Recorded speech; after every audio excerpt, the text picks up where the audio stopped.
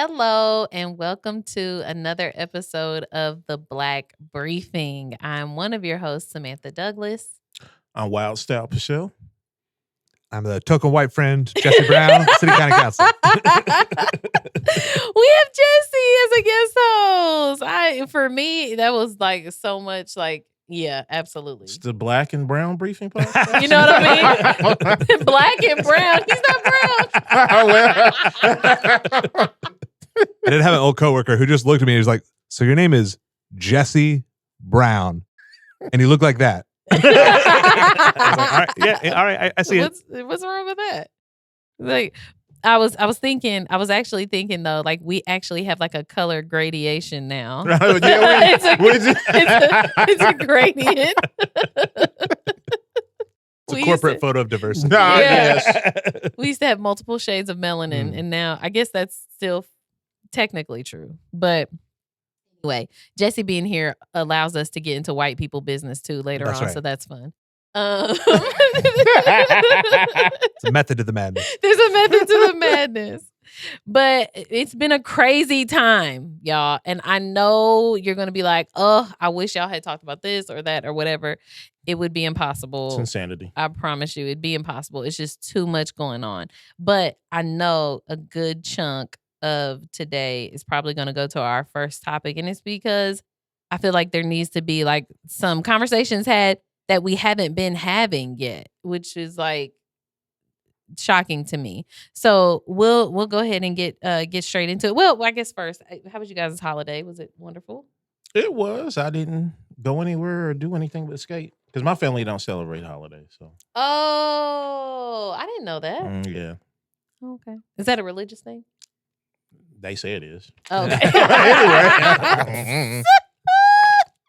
How was your holiday? It was good. I went down to Greenwood with the in-laws, saw a bunch of cute little nephews and nieces got to hang out with. So, yeah, good times. You know, a funny story about Greenwood. I was calling. I'm finding a therapist right now, and they said there was two offices. There was the Warren office. And they were like, let's try that one, but they're booked like way out. And they were like, well, the other option could be the Greenwood office. I was like, yeah, I'll just wait. I used to work down there. It's quite an interesting place. I think I'll wait. It's for real. Yeah. My in-laws don't fit in well. To speak highly of their character, right? Okay. So first up today, of course, it's redistricting because I mean, why not? It's been so drama filled. Why not? You've got the power. Just use it willy-nilly. I mean, for facts, especially for a, I guess grown toddler that's in the Oval Office that thinks that he can just control everything, every part of everything. There is no limit to his power. And I mean, our Republicans here locally are proving that is accurate. That there is no limitation, that they will be his little puppet. Well, that they don't work for the people of Indiana. That they don't work for the people. Wow. That they work for this toddler. And that's where we're at. Like, we got a little glimpse of hope at first with the Senate pushing back quite a bit, saying that they, the votes just aren't there. We're not doing it, blah, blah, blah. A lot of them were silent, but, to Bray's credit, he was very vocal about, they weren't going to do it. And then before we know it, we were back around to, yes, you are going to vote and show up. And they were telling him, Brian was telling him they're going to go to work, right? They're going to go to work and they're going to vote. And really, for those who don't really know these things, part of that is they want to see who votes for and against. Right. So if they're going there and vote, they get to actually see who they want to punish. Who by they swatting, retaliate, yeah, swatting, bomb threats, the normal, right? Literally, you will be the subject of violent threats if you don't do what we say. Yes, violent threats, financial threats, even financial threats. Again, they're putting the Hoosiers on the line for this, threatening federal funding, right? Threatening different programs like that. I mean, it's truly difficult. It's a difficult time, and I actually do, in some ways, understand the temptation Okay, I'm about to say. No. Because if you have compassion for people getting eaten by face-eating leopards that we're handling them, I'm like, hold on. Not compassion, but I understand, especially with the threat of federal funding and things like that. I understand how it feels like, yo, let's just do it for now. This fool's not going to be here for forever and move on with their lives. Like, I think more happens because of pure exhaustion than people give folks credit for. Like, just like, okay, I'm just sick of it. Let's just do whatever. Live to fight another day. Yes. Yeah. And I do have, I understand it, but I think what is the rest of our job is to keep reiterating to them that this is a fight worth fighting. Right. It is wrong. And we should be on the right side of history with this. So, and when we're talking about funding, we're talking about the Indiana Rural Health Transformation Program grant for $1 billion that allegedly was promised to some of our state legislators when RFK Jr. came to town for that Make Indiana Healthy Again.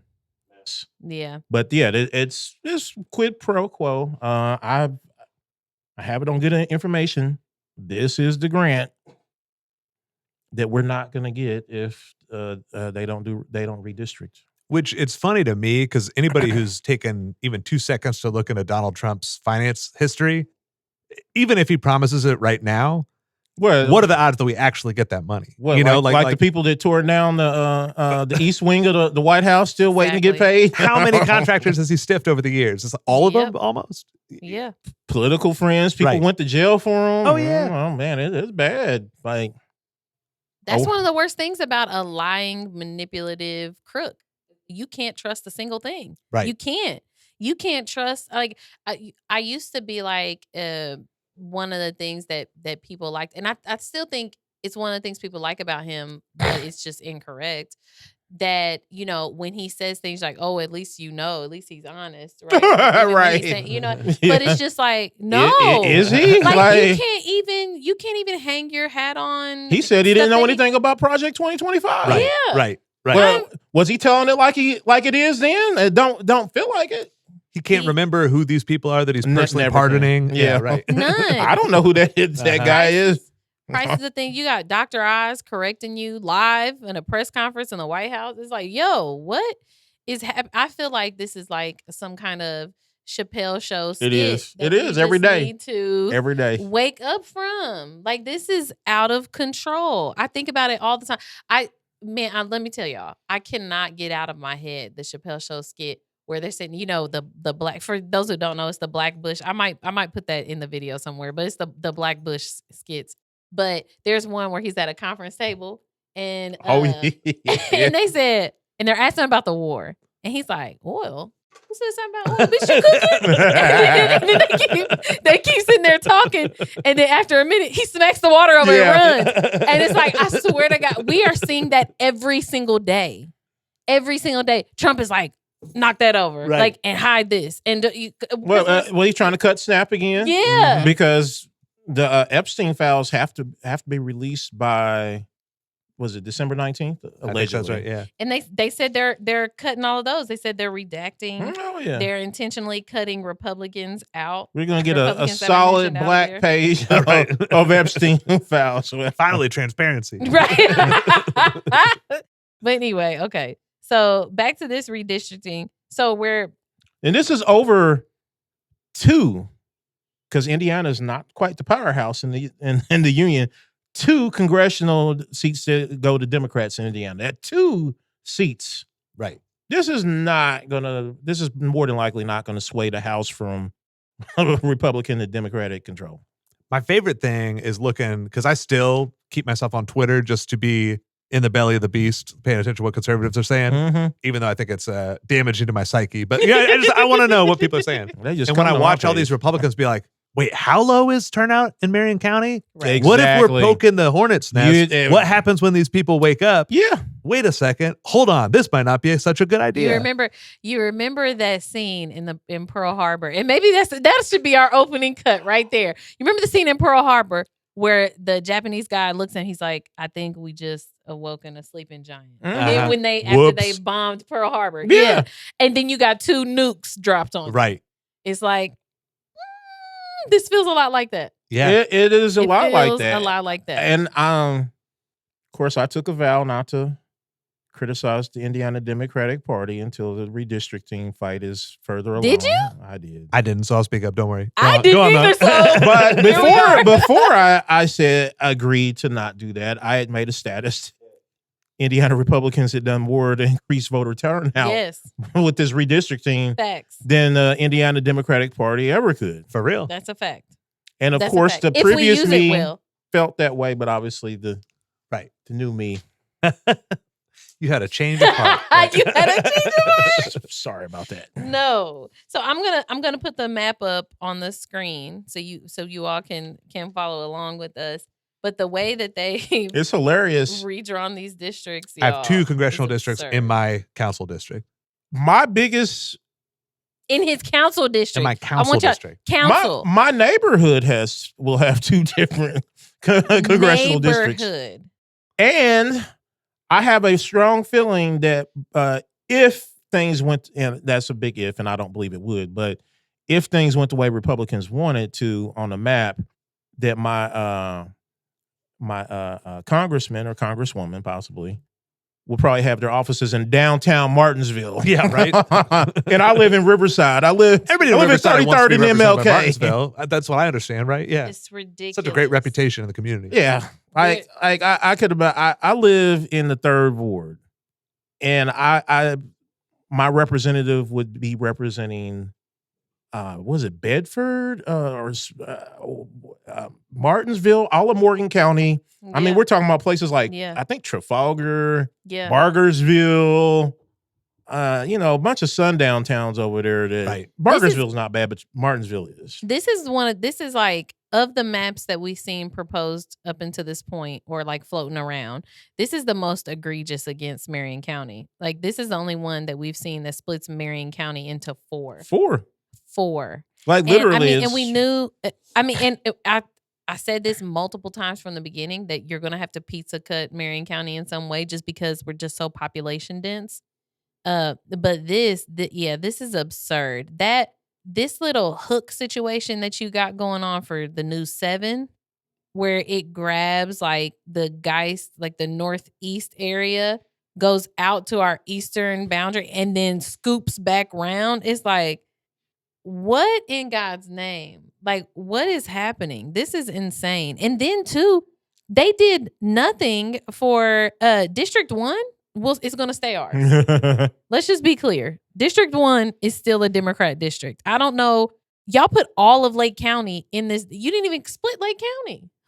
What kind of genius did that? I mean, Lake County is trending more Republican because, and they think that basically they're gentrifying Gary in Lake County. They think that that's going to. It's not enough. Displace enough it's people. Not. But the thing about gentrification is it always works a little bit slower than it's you slow. think. Yes, it's slow. There's way too many. They have Hammond, East Chicago, Gary, all in the same district. If you're a Republican watching, it is too many Negroes. That's a fact. for no, but they didn't actually think about color at all. They didn't think about race. They're actually just they've moved on. MLK would be so proud. That's what, and my God help our Democrats in the House, but they don't know how they don't know. Yeah, because they don't articulate like data well. They kept making that point, but not actually like bringing it home, like not making that connection. Like, show us how this is like racially motivated. You can't just say that, and they just keep saying no. It's actually written to benefit Republicans. No, it's against Black people, but nobody explains. Mm-hmm. Like they didn't explain.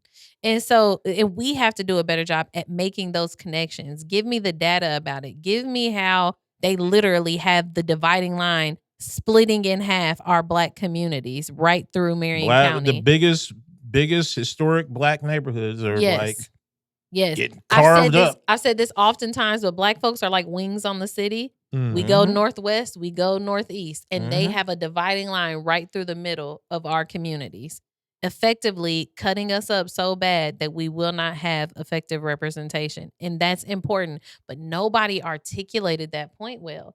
And it was disappointing, especially for our Black ones. However, And I even saw. Go ahead. Go ahead. I was just gonna say, I even saw the House Democrats, who I will say their social media game has gotten a lot better over the last couple of years. Yeah. Credit where it's due. But they were reposting a representative who I normally like a fair amount, giving a passionate speech defending, or fighting against this. But he was talking about, if you care about the system, if you want to defend the system. And I was like, whoa. Look at our voter turnout. People do not passionately love the current system, right? Like do not be the defender of the status quo. That is what got us Trump. That is exactly what Biden did. Trump. Yeah. So I was like, oh, why are we choosing this to be our message? And you know what's funny through this whole thing? It actually brings up one of the points that I wanted us to talk about on here today is like, there's a whole lot of this switching game that Democrats are finding themselves on the other side of this mind. If it's like, hold on, man, what? Like, yeah. And one of them is it's this Louisiana case that has now found its way to the Supreme Court. So for these maps, okay, so right now it's passed out of the House committee. Okay, it has to go to a full House vote. Once it passes there, because it probably will, it'll go to the Senate. And the Senate will have to vote on it. So if it passes out of the Senate, that's when, we're bucked. Okay. So at that point, our only course of action is to then sue. So our probably ACLU, folks like that will sue. Or the party the itself. State, or the party and stuff will sue the state. But they put in a provision. Can't sue. That doesn't work. You Sorry. Sure? You sure? That's not how branches of government work. That's not how branches of government work. Y'all That's remember literally how, why they're there. Over 100 years ago, Indiana tried to pass a bill saying pi is exactly 3.1. Oh, I remember. No, I don't. I read back that. to our roots, I baby. read that. Hilarious. Just declare something to be true, and that makes it true. So what we would stand on in suing is a provision that's a part of the Voter Rights Act. Okay. So as far as with the Voting Rights Act, we have a race-based provision in there. Okay. And so the fact that it does silence minorities and Black communities and stuff will literally be the basis that they can sue on about these maps. Okay. Now, this is the problem. There's a case in Louisiana where after the 2020 census, the Louisiana State House, when they redrew their maps, even though Louisiana's population is a third Black, they came out with maps that only had one majority Black district. Okay. Rightfully so, the people sued. Civil organizations sued, right? Civil rights organizations sued. And so when they sued, it went to the federal judges there and they said, yeah, no, this is wrong. You should have at least 2 majority Black districts with this many Black people. So the Republicans went back to redraw and were like, okay, we'll take that and literally draw based on race another majority Black district. Now, what did that do? It opened a can of worms because all of the white people down there, and I'm just going to say white people, they were technically identifying themselves as non-African American voters, but they were white people. Sounds white to me. In Louisiana. I wish I only got like a Texas accent. I don't got a Louisiana accent for y'all, but they were like, wait a daggone minute. And they went and sued and was like, you can't do this based on race. It's wrong, right? We cannot draw lines based on race. So that ended up getting to the Supreme Court, SCOTUS. So now the Supreme Court has been hearing arguments about how they shouldn't. Now, you would think theoretically, and this is why I brought up the mindfuck stuff, you would think theoretically that we shouldn't draw lines based on race. Like, yeah, right? But funny enough, they're arguing it from the opposite side and trying to get rid of that provision altogether. Okay? So if that happens, now pair what's going on in Louisiana and in SCOTUS with our redistricting efforts. Now you're starting to see a picture, right? That if there's a chance that they pass these maps, SCOTUS makes a decision that guts the VRA, and we are now looking at a situation where we don't have a basis in which to sue over these maps. And there's no provision there. And I think that's disastrous for the country. But yes, it is. But not for Indiana. It's disastrous for the country for sure. Yeah, but our Indiana Republicans, and I think I'm not going to say they're all dumb, because I think there is a lot of resistance because they know that these maps as they drew them are not they're not defensible. And I'm not talking about in court. I'm talking about you can't put enough money in all these districts to hold all of this. Media markets. Yeah, you're going to have to, everybody's advertising in Indianapolis, even though now 3/4 of Indianapolis you don't care about. Yes, right. Exactly. And there's estimates saying that Democrats could lose 19 seats if Section 2 of the VRA is weakened. No, I believe that. 19 seats across the country. That is, oh my God. And what was even scarier is that I seen a lot of the analysts saying that it's a real possibility. Like, I mean, this Supreme Court, you never know what they're going to do. A wash. Yeah. And so they stopped hearing, the hearings were over in October 15th, and we still haven't gotten a, which means it's a huge debate going on. Yeah. It's tough, y'all. It's tough. But I wanted to make sure, because I hadn't seen any local articles or anything talk about that. Everybody has just been assuming like they're going to do these maps and then we're going to sue.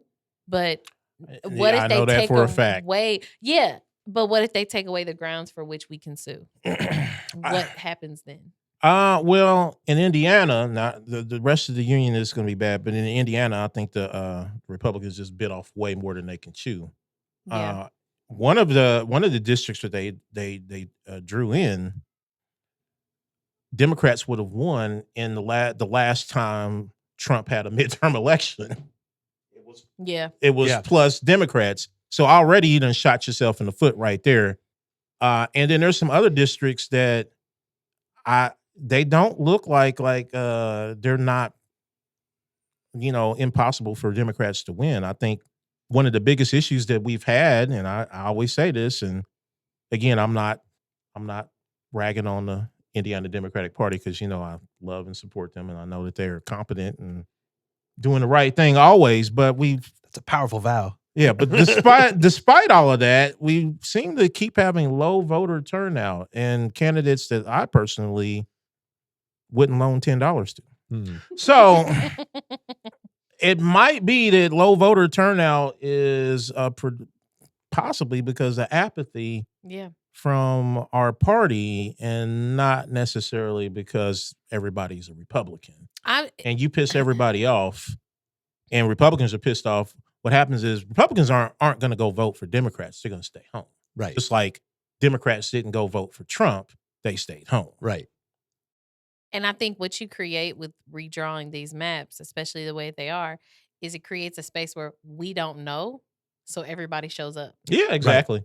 Because when I for sure feel like I'm going to be silenced, like it's a wash. Why am I even doing this? I'll stay home.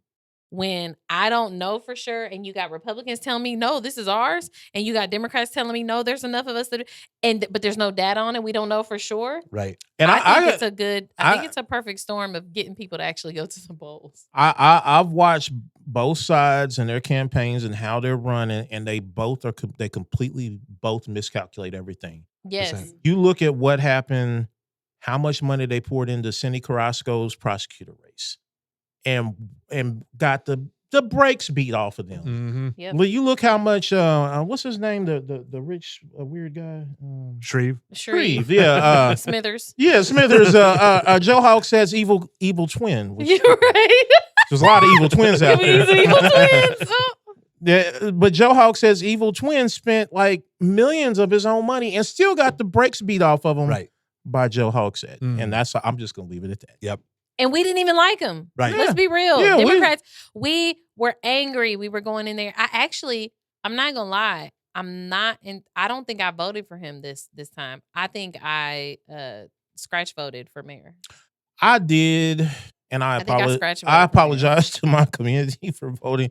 Last time I wrote in Joe Halstead, because that was what the campaign. That was what the campaign said. I should have did that. But I did vote. I did not vote for my city council. I scratch voted for 2 seats. Okay. And I don't regret either one. I don't regret honestly either don't. one. I remember scratch voting for at least one. I don't remember what I did for mayor. Yeah. I'm pretty How's sure. that for a politician answer? Yeah. I do not recall. Yeah. Right. But so that's where we're at. I don't know. Like I know every news outlet is beating the redistricting thing to death. So But can we talk about the blowback by all of Indiana on these state representatives? People are going to lose their seat, even though Yes. their maps aren't changing. Yep. But the Democrats have an advantage if they can run better candidates than they have in the past. That some of these senators, they might break the Senate supermajority. There was a Republican senator that came out, and his statement was really like toward rural Indiana, and he was telling them that like, yo, with Marion County having such a big chunk of all of these, districts, there's a good chance that your representation becomes somebody from Marion County. You'll have somebody from Marion County representing your rural area, and I mean, it's just not good representation. And I agree with you, which is why they should have their own, districts. Right. This is why. So, like we talk about race, we talk about all those other things, but there's other factors in the way that should be considered in how congressional districts are drawn, and some of that is like the similarities between the areas. When you're drawing in places like Marion County and then Jefferson. You need specialization. It's the Yeah. same reason why you don't get good pizza from AutoZone. Yeah, right. It's a fact. Like, because it has nothing to do with it with car parts. To do with it. Our challenges are different. You got people in rural areas still fighting for internet and stuff. Like, you can drive down the street here and there's 20 different internets on it. It's just like our concerns, our challenges are just not the same. They're fighting for hospitals out there. They're fighting for war really bad. I could go down the list of the things that are not even top 10 of our worries. There's a road in Jasper County going to somewhere in near Braun's house that he's building, and the whole community. I've listen to those people. They don't want it. Nope. Right. But does that affect me? No, I'll probably never drive down that road ever in my life. And the things that we do have agreement on don't look good for incumbents, like data centers, right? Yeah. Data center, Rural and Martin Brightwood both agree on that one thing. And it doesn't matter if it's their city councilor or their state rep down there, they're probably on the wrong side of that issue. So could see a lot of seats tossed. Now, as a community organizer, are there cool aspects to it?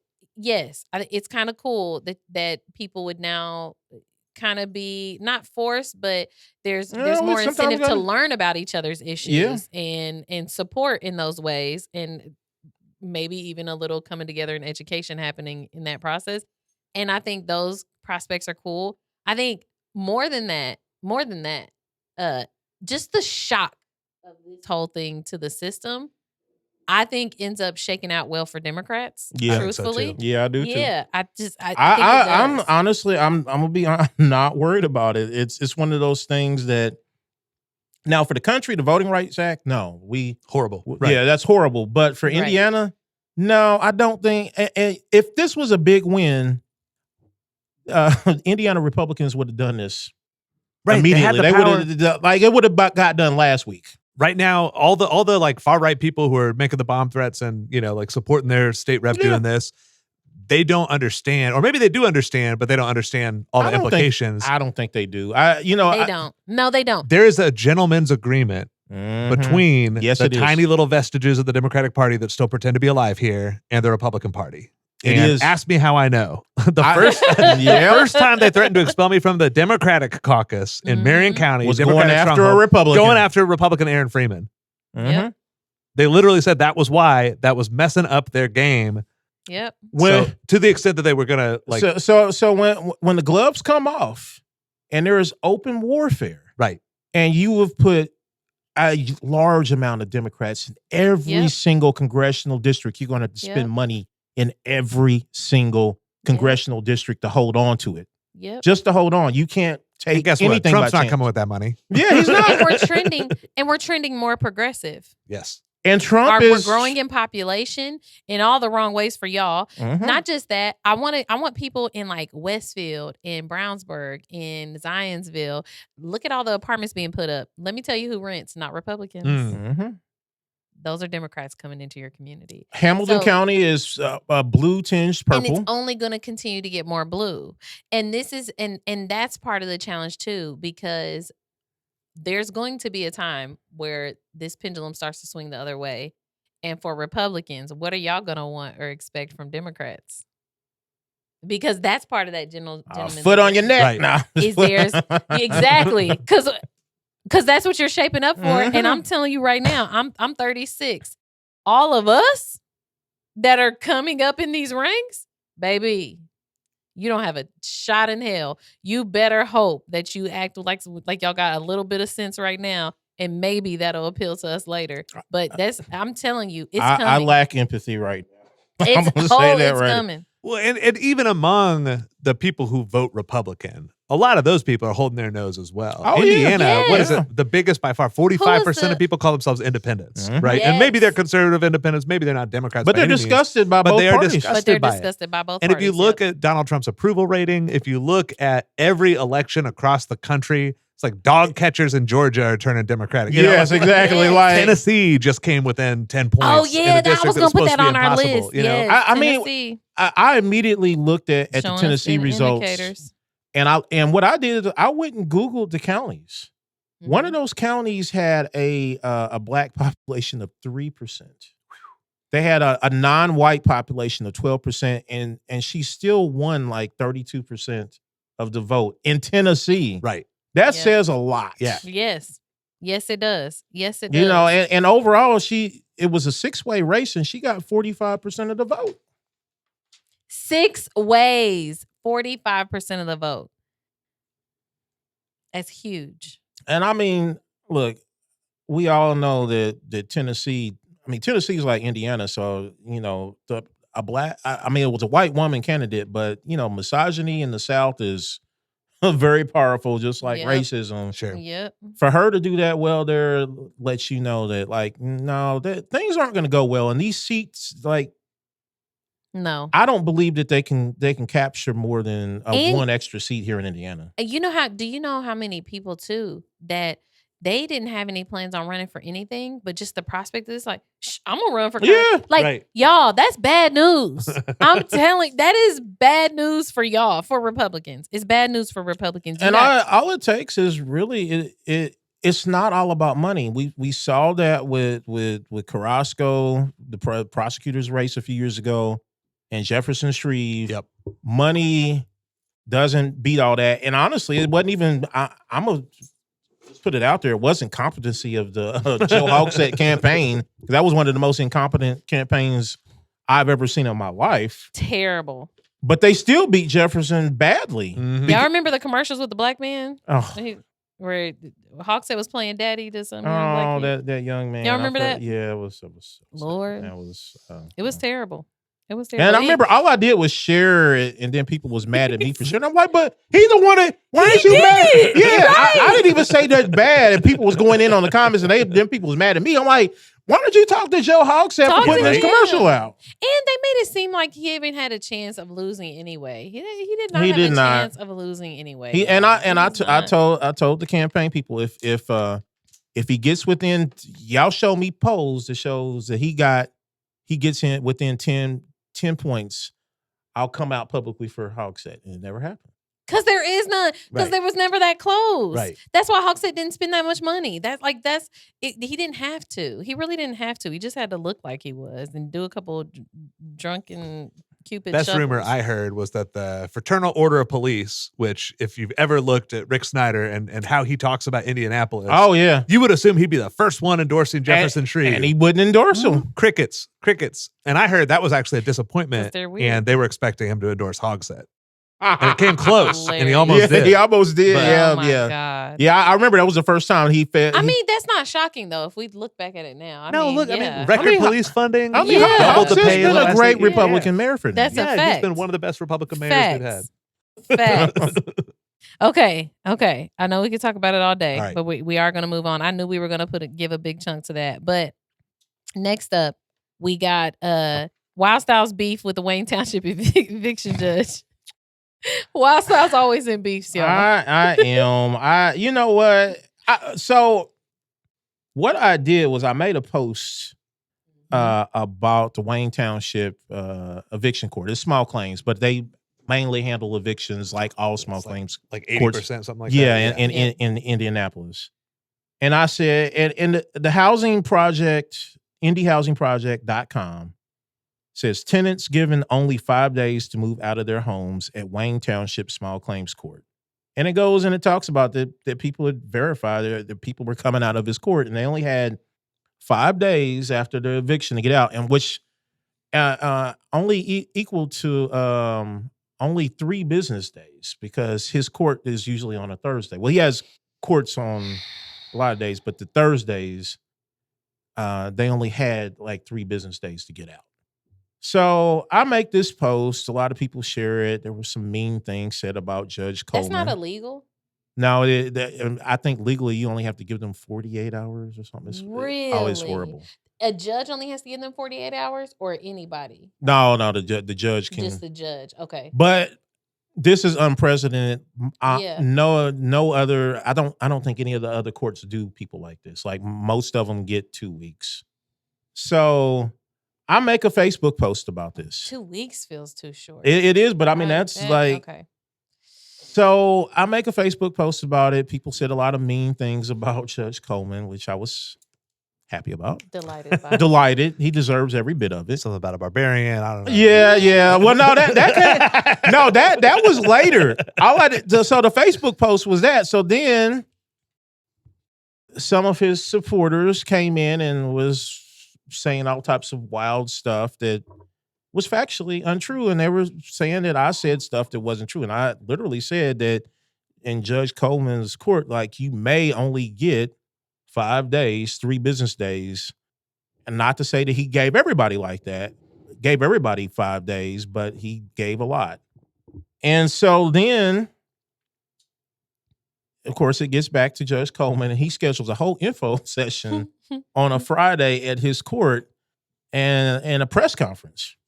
I love it. Don't you love it when the villains double down? You would think, like, anybody with a brain would think, oh shit, let me not let them think this is true. Let me start giving them some more days, or let me start. You would think, like, let me clean this up. No, they don't think let me clean it up. They think let me double down on the nonsense. So they put that out there, and they put out something on his letterhead. He wrote it. It's on his letterhead that says that there was inaccurate social media posts saying that I only give people 3 days and all. It's like, first of all, that's not what my post said. I said you give people 5 days and 3 business days because your court is on Thursday. Right. Yep. And so he gets out there, and so that's when I had to go do the video, and I might have made a whole graphic that.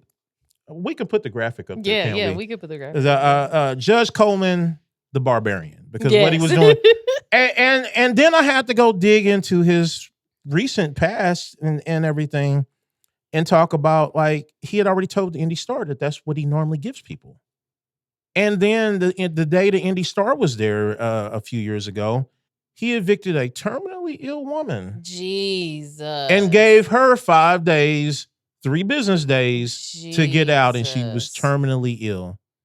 And so by this time now, people are calling my phone and wanting me to come out there and meet them. And I'm like, why? And, well, first I was willing to meet him, but then it became like a big, he was going to call a press conference and all this. Oh, Lord. And, I know how the Marion County Democratic Party works. Yeah.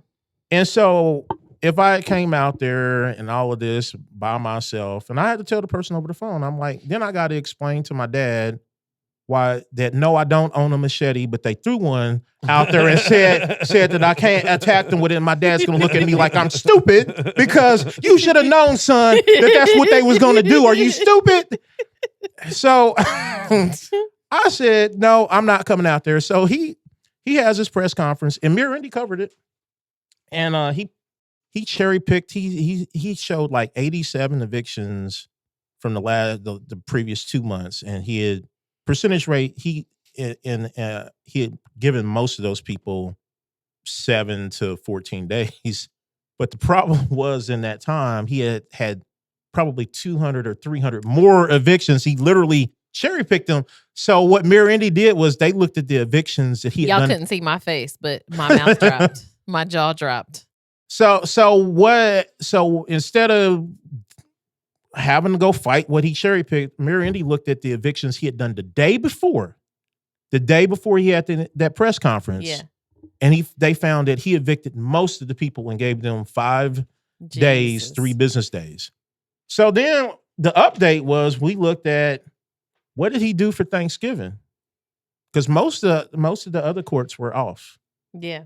There was one case in another township, but it had been an ongoing eviction case for months. He was the only one that ran a regular eviction schedule.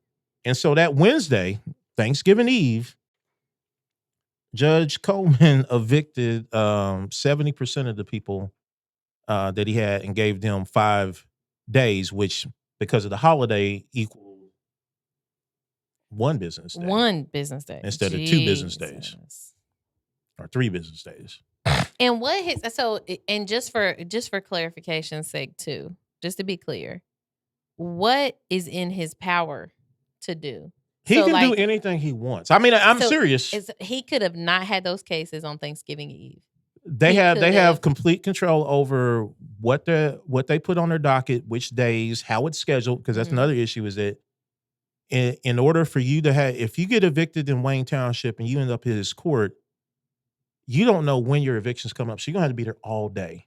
Now, the other courts, they're set up like, oh no, we're only doing evictions this day, and you're gonna be up this way, so you don't have to be there all day, in case, I don't know, maybe you're trying to make a living. Yeah. So right. you could pay, pay for a place to live. Right. You can't do that with Judge Coleman. They have complete other authority, all the authority over how long they give somebody. Mm-hmm. They can force the landlord to go work with the people. I've been to courts and watched the judges. They have broad latitude to do this, and Judge Coleman doesn't because apparently he hates the people in Wayne Township. I mean, feel that. I know, right? Like, what else? What other conclusion? Yeah, could you come to, though? I mean, you're not doing this out of love. That's why I wanted to ask, because I don't think people understand or know how much power these judges have, and how when they're doing messed up stuff like this, literally you're just doing this by choice. There's no and let me say there are 9 other eviction courts. You have all the townships, and you have Marion County Superior Court that also does evictions. Mm-hmm.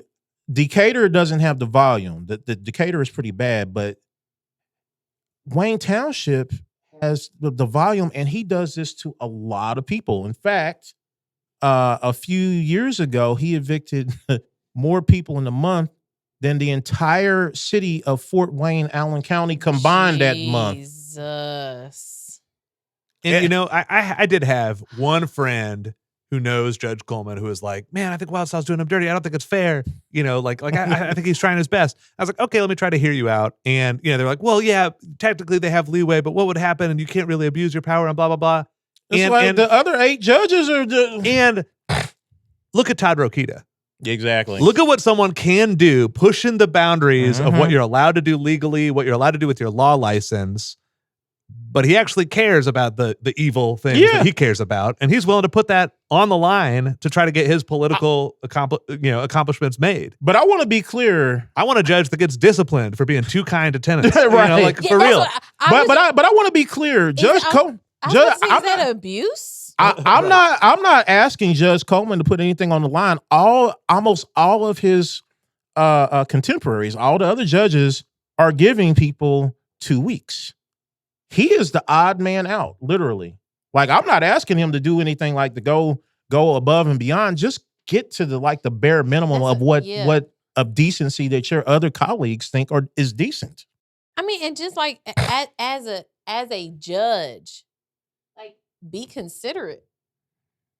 And that was this is you're worried more about these landlords that.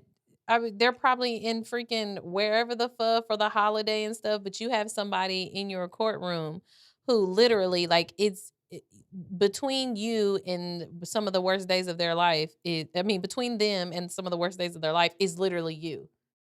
What you decide to do. And let me say something else, because when I went after him on Facebook and there was people coming there, the mom and pop landlords, I physically went through the My Case records and looked at these evictions that month, and the people that he had given 5 days to, 3 business days, all of them were renters from big corporate landlords. I'm talking about ginormous 200, 300, 400 unit complexes. Right. Yes. Right. Like, so he wasn't doing this to help, I don't know, the grandpa that I don't know was renting the house. And he has all the information to make that determination. Oh, yeah. Too. Well, and because these people, these big corporate landlords, their attorneys are there every day because they're on retainer. Mm-hmm. Yep. And so he knows exactly what this is. Yep. And he was not doing this like, and I'm looking at the cases like, you can't tell me all these people deserved 5 days, 3 business days to get out of their home for these big corporate landlords.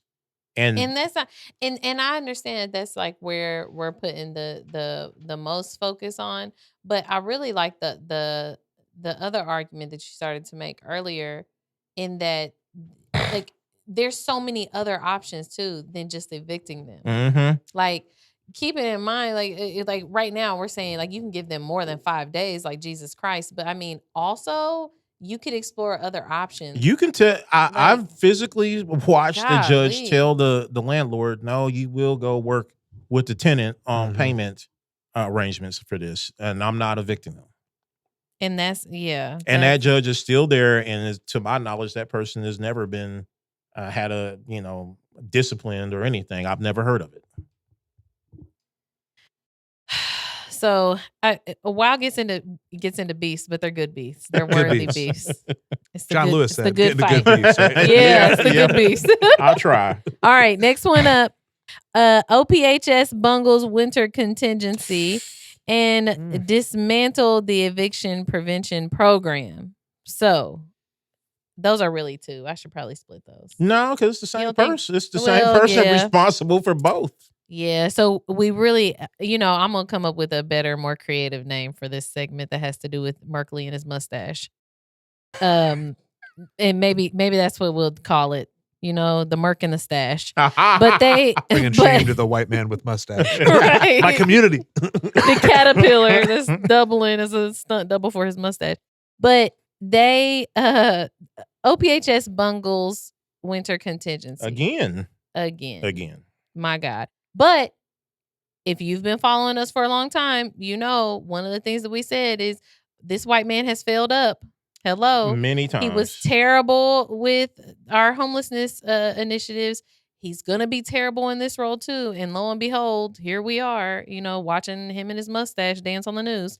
But with the winter contingency, they decided unilaterally, without talking to anybody else, without talking to any of the advocates or the experts or the people who work in this space, or telling people in advance, then you know what? We're not going to start our winter contingency plans until December 1st. When it usually started November 1st. November 1st. Now, there was some controversy because what was said in the IBJ was basically it was delayed. And Merkley refuses to admit that they didn't have their stuff together and it was delayed. And he says, oh, no, we made that decision. Even though that's definitely what happened last year. Exactly. Even though that's what happened last year, it didn't happen this year. It's not delayed. How dare you? We've trusted in climate change that it's going to be warmer in November. So therefore, going to hand out swim trunks to every homeless person. Exactly. We're going to keep the pools open a little bit later. What's so sick about that too, is like, let's be clear. When they're talking about it trending warmer, they're saying, from it was 50, now it's 54. Yes, as the average. Or probably 52. It's not like right. It's not. This is not significantly warmer. This is still. There are still plenty of 20-some degree days in November, and we got them. Yes, we had several. We had several days. And snow and precipitation. Yep. And 2 or 3 times in November that our shelters should have been open for homeless people, and they weren't. What day was Again, our Good Neighbor Project kickback? Was snowing that day? It was snowing. Yeah. It was yes, bad. it was snowing bad. It that was day. bad. What day was that? I'm trying to remember. It was before my birthday, wasn't it? Mhm. It was before. So it was like the before 7th the or something like that. Mhm. It was early. Yeah. It was before the 15th. Yeah. Wow. And winter forgot about contingency, we should have had shelters open. We did not. Yes. And their plan was this. They said, well, they can go to the library, it's only open during the day, and the parks family centers was only open during the day. Right. I was like, what is the same parks department that they just defunded this year in the budget? And then tried to lie about, because I have to go around these parks and you hear about like how many of them are not staffed, but that's all. We could do a whole nother segment about that later. So yeah, he did nothing for him, and then wants to act like, well, it's warmer out there. Like, really? It's a warmer out there, and you'll have idiots that'll go out there, because just this year it just so happened, because my birthday is usually always freezing cold, just November 15th, but this year it was like 60. It was like 60 some degrees, and it's like, but y'all, that's still a low of 40 something. I mean, you can't bank on that every day. No, and that's not every day. And the last 2 days of November was horrible.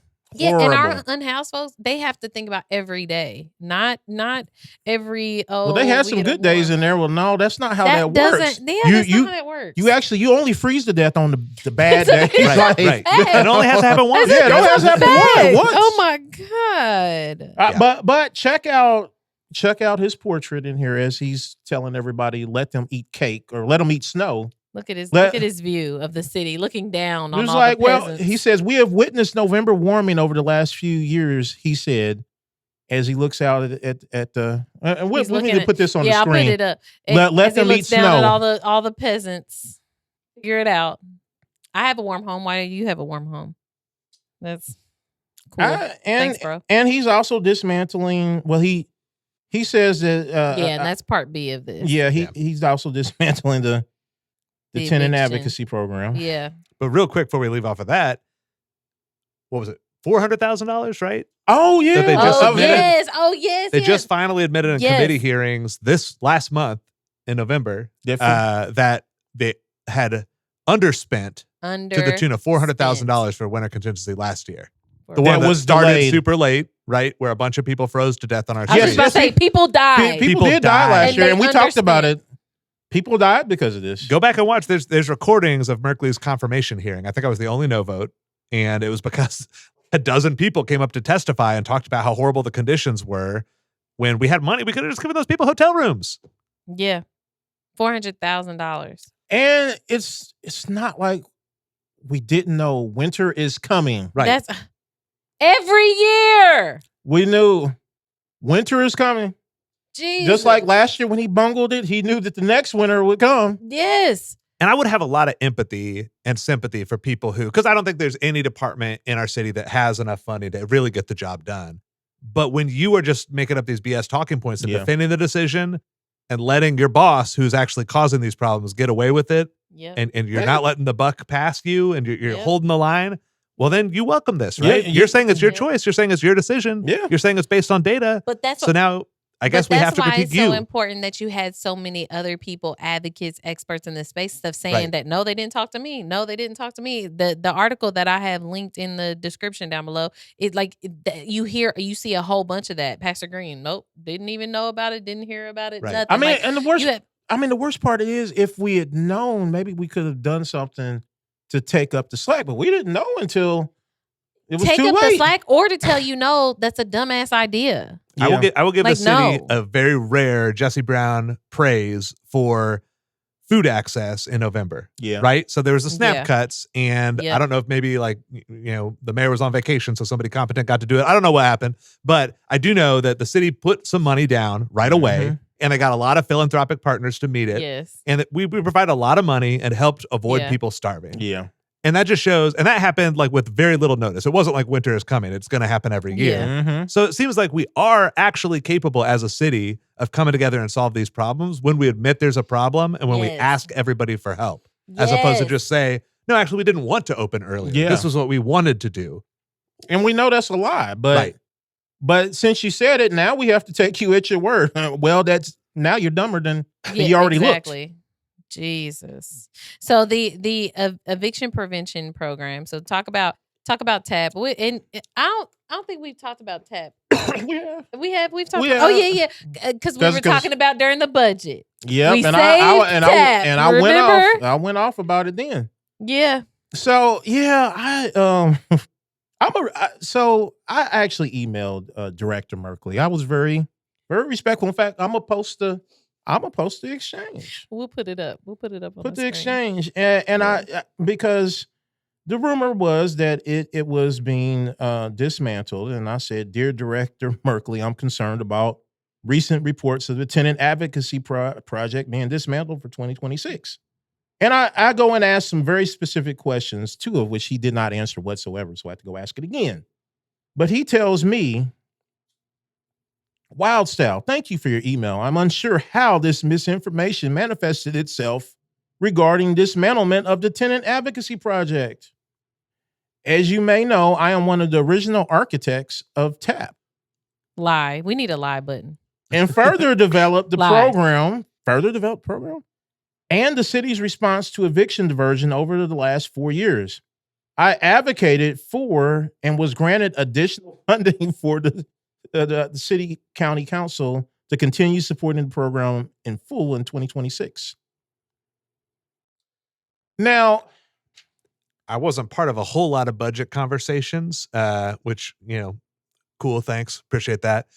But I still was talking to a lot of my colleagues, and from their perspective, it was the exact opposite of that. It was the exact opposite. This is from a city county councilor. It was city county councilors begging the administration to move at least a little bit on TAP, because I've talked about what happened last year at the budget season, and Dan Parker playing chicken with the city's budget, or with the city's credit rating. So we wanted to not do that. There was a big push early and ahead of time, but it came from the council, not the other way around. I mean, who knows? Maybe I'm getting the misinformation. No, you're not, because I knew. You mean it came from people elected by the people and not from the person appointed by a piece of shit?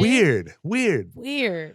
Merkley, and if you're watching this, Merkley, I knew you were lying because because I've been advocating and going around as a lobbyist talking to go get you this funding for years.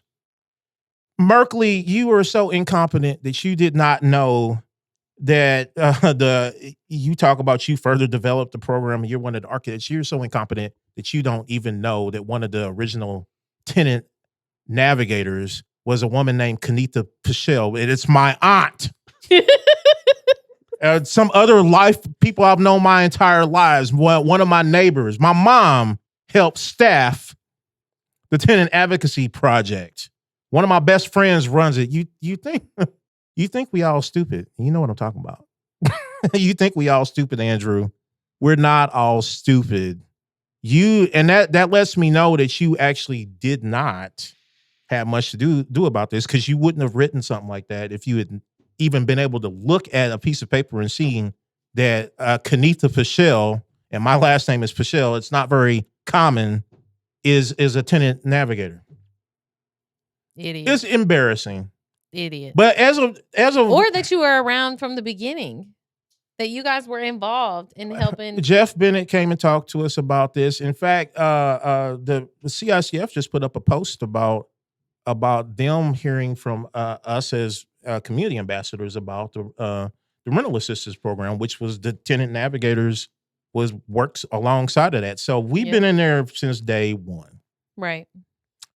And yes, I personally help staff. Like there are people there that have, and I'm not a boss, but there are people there that worked for me. Yeah. So Merkley doesn't know what he's talking about.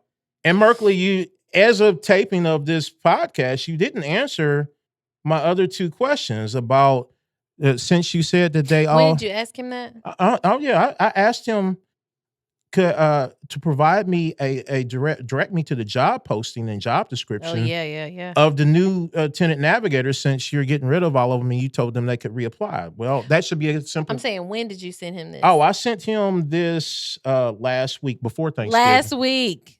And he responded with that mess, but did not answer my actual questions about it. He also wouldn't tell me who was managing the new version of the project. He just didn't answer. Well, Merkley, I'm not stupid. Could you please answer it? And if you've answered it by then we'll have it up by the time this goes out. But I'm not stupid.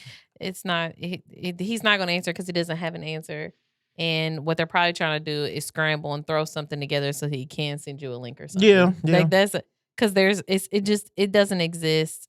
They're lying. I don't know. Like, have I talked to y'all? So I'm sorry. Go on. No, go ahead. Go ahead. Have I talked to y'all about the dog park and the mobile bathroom before? I can't remember if I've talked about that on the show. No. I would remember that combo. I feel like I would. So, among all the district I represent, I also have the area right near the Wheeler Men's Mission, Okay, East and Wabash Market area. Yeah, and there's a lot of people, homeless people outside.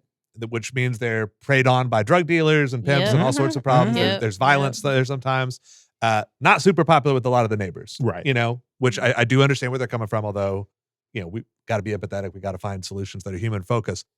So I was at a neighborhood meeting where Andrew Merkley was there representing the city before he was the director. This was last year sometime. And the city was explaining how they were opening up a new dog park there on Market Street. And so they were going to move the mobile restroom near the dog park to help all the people there for the dog park. And when I tell you, every single person in this room was like, you're obviously putting it there for the Wheeler Men's Mission. And some people were like, and that makes sense. And I'm glad that those people have a restroom. They need it because there's people, otherwise you get urination on the walls and stuff like that. And other people didn't like it. But either way, it was clear what the actual thing was. They're like, what? No. This is so that people who live downtown are walking their dogs to the dog park. Gosh, where could I find a restroom? Maybe my house I just walked from 2 minutes ago. I'm gonna go use it in a better shipping go to the container. mobile. Yeah, go to a shipping container. That's the experience we really want for our downtown apartment owners. It was just nonsense. And the fact that they, obviously, well, maybe it's not obvious. I don't think he came up with that talking point, but because he was willing to stand in front of the crowd and say it and watch everybody just roll their eyes at him. Maybe you should go into vaudeville. I think that's why he, was that's somebody with promotion written all over him. Yeah. He is willing to toe the company line, even when it's total obvious lies. Like he should go to the IRT. That's disgusting. Merkley, you're embarrassing.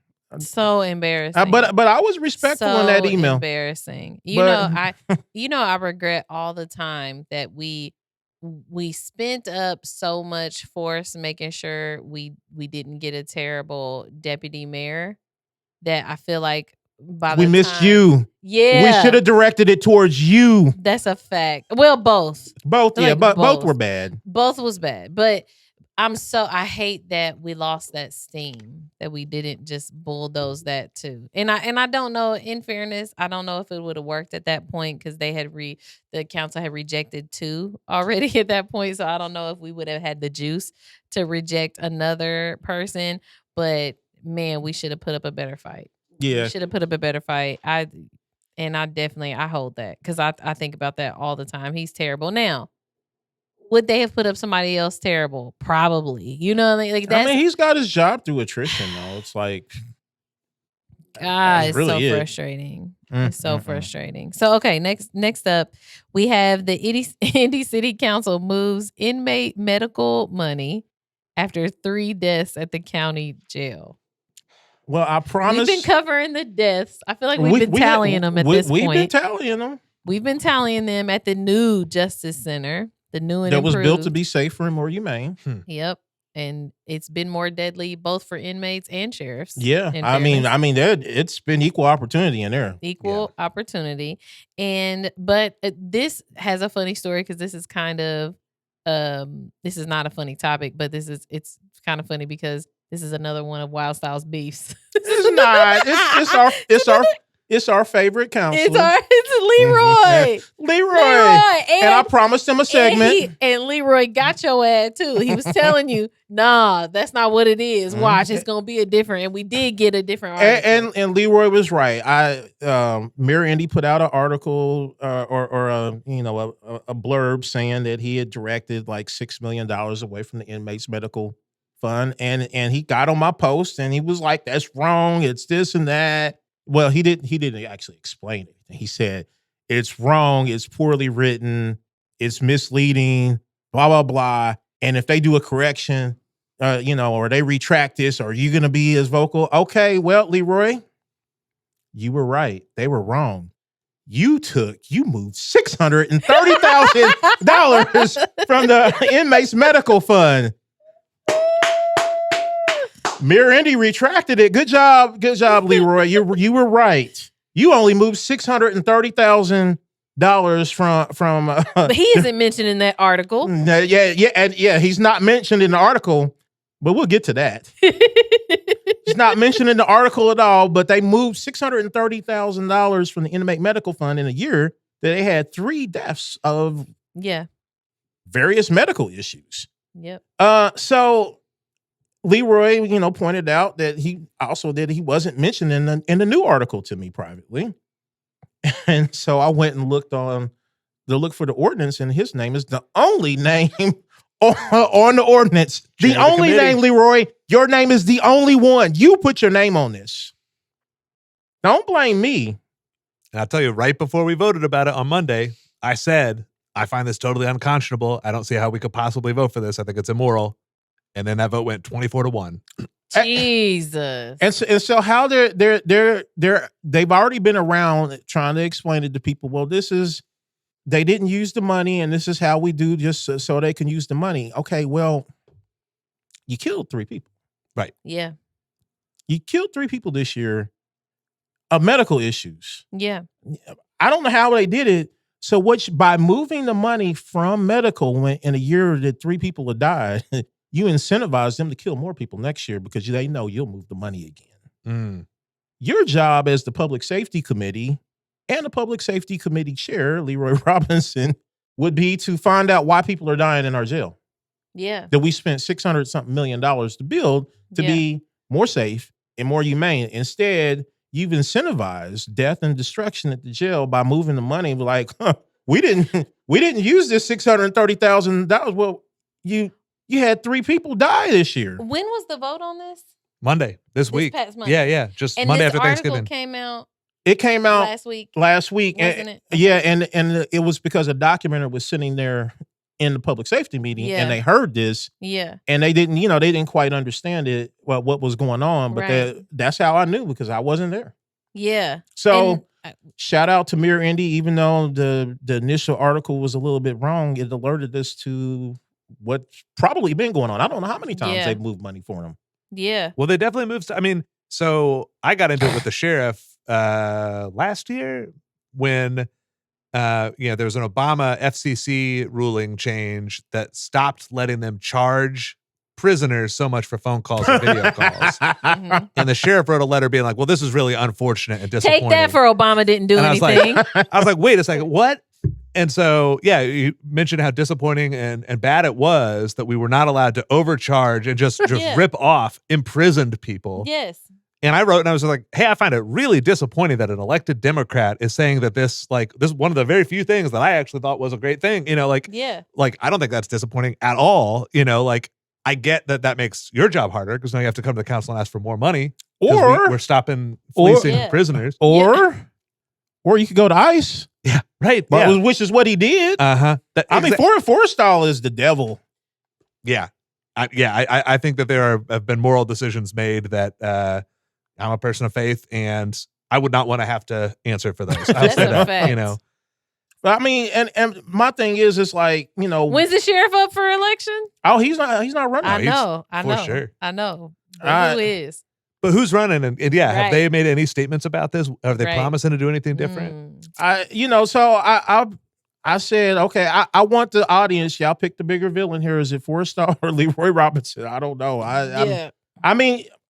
Granted, Forrestal is the one that, lets prisoners die and everything. But the Public Safety Committee and the chairman have also aided and facilitated. It's like, well, maybe if you didn't let them move out of the medical money, or at least ask questions about the safety of prisoners in there, maybe Forrestal wouldn't be able to do this.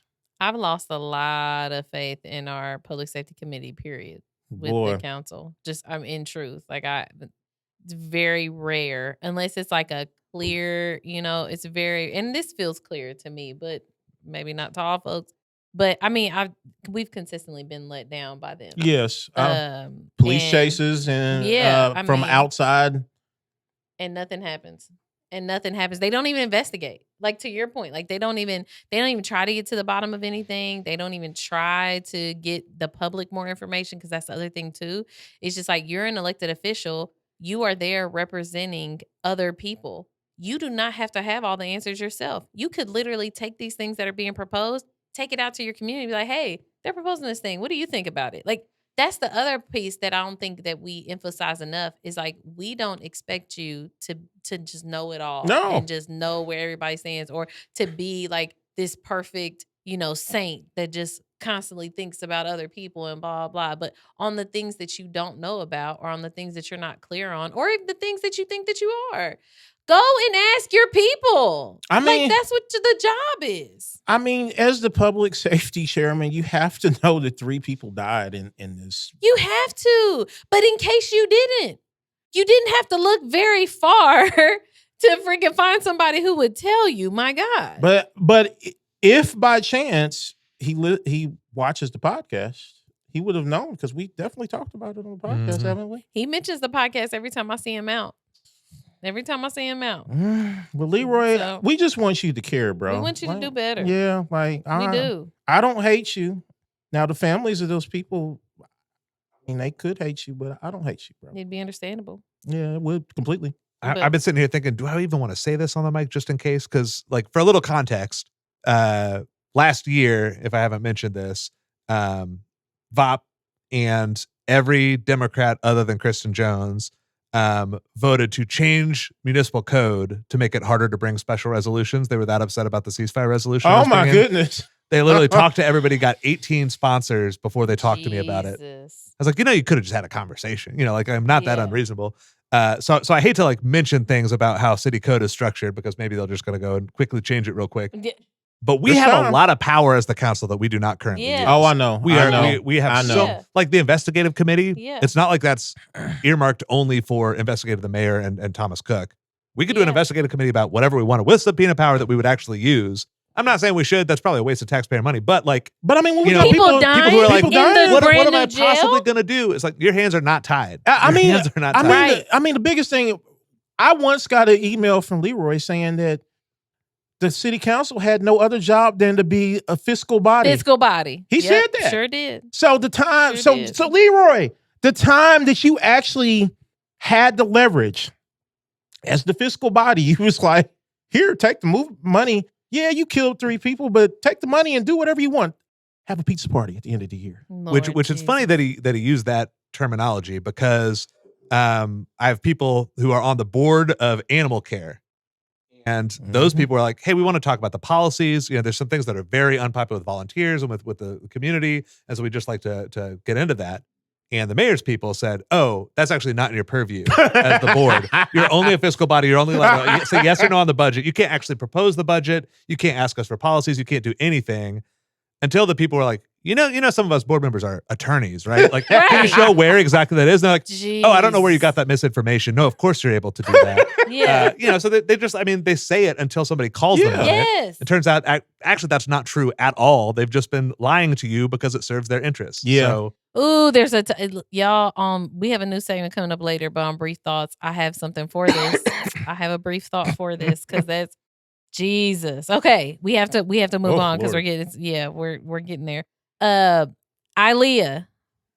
Okay, now it is not ILEA at the state, it is ILEA here. It's the new board we were gifted with. Indianapolis Local Education Alliance. Yeah, to decide what are we going to do with IPS. Dismantle it is what they decided. But I knew that when I saw the makeup of the board, I knew that's what was going on. And you know what I'm hearing? They're like, better we dismantle it than the state dismantle it. And it's like, how? What? What? It's complete foolishness, man. And to the credit, the IPS representatives, including Alicia Johnson, voted against this mess. But the other person, one of the mayor's picks to be on the committee, was like, well, we have to think about what the state legislature, Yeah. state legislature is going to do it. Yeah. I'm like, why do we have to be us and them? Yeah. Why can't we let them be them? let me cut off your arm so that they don't cut off both of your legs. Right. And it's just like, now you don't got no arms or legs. yeah, it's like, why would I show up and vote? Why, you know, like, you're both on the same team. What? Like, and it'll really cook your goose when you realize they're all Dems. I had, as a community advocate, I had to shut up about this because what I knew is that Brandon Brown of the Mind Trust is going to go to the state legislature anyway they didn't get everything they wanted the first time. He was going to do that anyway. And when I saw the make up the board, I was, that ILEA thing, I was just like, fix is in. The fix was in. Yeah. I knew what was going to happen. Yes. And it was just, I hate to say this, Samantha, but I've been in the quality of life plan in my neighborhood, and I know when you're wasting your time in meetings and stuff, and the fix is in, and that's what I saw. Yeah. Not to say that that's going to go the way out here, but I refuse. But in my neighborhood, that's how it was, and I saw them doing the same thing. It's like, okay, what I realized in my quality of life plan was that they had neighborhood plans that were at that time like 8 or 9 years old, and this is where they wanted our neighborhood to be, and they sat us around the table until we said this is where we want to be, and that's what the ILEA thing was. Yeah. But not everybody got there because it's a bad deal. Well, so I didn't make this meeting yesterday on, what was it? Today's Thursday, so it was Wednesday after Thanksgiving. I missed that meeting, but I was getting live texts from a bunch of my friends who were there. But I was at the previous meeting where I spent almost 4 hours, sitting through the dog and pony show, for a predetermined outcome. But what they said explicitly, because they were doing things like Dr. Patricia Payne cutting her off right at 60 seconds of cutting her mic, which, even pro-charter people were like, wait a second. Like, this is a woman who has spent decades of her life fighting for public education. So they were doing stuff like that, and they kind of caught the vibes in the room, and they're like, well, hey, don't worry. We're going to have like 3 or 4. We're going to have right. That was always the thing. We're going to listen to so many different public information sessions. We are, and like, here's these 4 god-awful models that we're going to propose. Only one is even worth even thinking about. But don't worry. I mean, these are just some ideas. Like, we're open to anything. It doesn't have to be just this 4. Cut forward to like, a week and a half later, they have an ILEA meeting scheduled at 4 p.m. on a school day. So, who can't make a 4 p.m. meeting is educators and parents. That was you would think should be part of the alliance, right? But yet they still packed the room. A bunch of people organized childcare and like figured out who was going to do drop-offs. Tina Algren, who's like the best person on that board by far, had to figure something out because as a teacher, she would have been helping with drop-offs still at that point. So that is insane. Coverage. So showed up anyway. The beginning of the meeting, they said, don't worry, we're not going to actually vote on anything tonight. Like we said, we're going to do public input. Into the meeting, they're like, well, let's just vote to narrow down to 2 options. And it's 2 options that both take a ton of power away from our democratically elected school board to give it to the mayor. And so we went charters, somehow. And charters. Like, it's not even just the mayor. Well, I mean, the mayor is just a wind vane that blows whichever the bag of money, pushes him towards. He doesn't have a spine. He doesn't have a brain. That's a fact. Did you guys see? Oh, I wish I could remember the woman. Is oh my gosh, she makes like content. She's a content creator. But she's like, oh, look at, and she like dusted the snow off. She's like, what's this? And she lifted it up, and it's like, oh, it's the spine. Oh, I saw that. I was like, what is this thing? Yes. And I was like, all right. Yeah, I love she's that. killing her social media. Spine is gone. Yes. There's none. There's 0. Well, and I mean, like, so I just did a little video about this last week because, I've been fighting, like, DSA has been doing a ton of awesome work, fully funded, fully public committee, and, got the parents council going. And actually, it's going to be too late by the time you all see this because it's a press conference just in a few hours after time of recording. But we're proposing a separate plan and basically just saying the ILEA is totally illegitimate. We don't say that they do not represent the city or parents or teachers or anybody who should care about this. And so, in fact, here's a better model.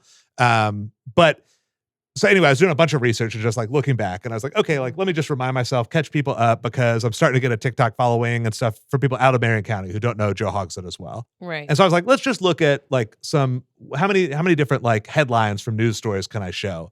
I just was looking at all of them because, like it just happens every couple of weeks that we find some horrible headline about our mayor. But it's like, this man should be worried about going to prison for the corruption that Period. he's already been caught on. Period. How is he trying to get into new corrupt deals right now? Yeah. The Together Ed, which is they're just making it crystal, like the fix is in. Yeah. You could tell they're going to try to get the contract for transportation or facilities. It's what's his name? I'm forgetting his first name. Greg? No. I don't know. Rosenfeld. How am I forgetting this man's first name? I just mentioned it to Pastor Green earlier this morning. I want to say David Rosenfeld. He was Holcomb's commerce secretary and the head of the IEDC. Oh my God! Speaking of corruption, IEDC. right? He was declined for being on other boards because of apparent conflicts of interest, and he was like, "What are you talking about?" This is a white man. Oh yeah. Who is now corrupt. deeply tied to this Together Ed, and it's all pro charter people who are friends with Brandon Brown, who now are poised to get this contract and get big old paychecks off of the public dollar in order to do something that IPS was already willing to do for them. That they have excellent staff people, which even the ILEA admitted that their staff is excellent and already knows what they're doing. It's a grift. It's stealing from the public to give the mayor's friends money. And I'm sorry, I'm just ranting at this point, but one more quick thing that's legit. is, who's in charge of the ILEA, who's running it as a project manager, is Michael O'Connor, who's a guy, he seems like a nice enough guy, sure, whatever.